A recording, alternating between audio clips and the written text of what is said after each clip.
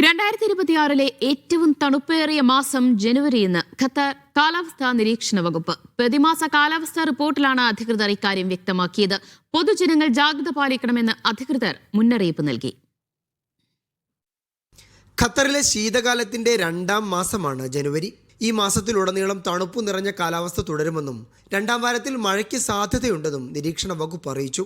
മാസത്തിന്റെ ആദ്യ പകുതിയിൽ മഞ്ഞു മൂടിയ കാലാവസ്ഥയാകും ഉണ്ടാകുക. 17.7 ഡിഗ്രി സെൽഷ്യസ് ആകും ഇക്കാലയളവിലെ ശരാശരി താപനില.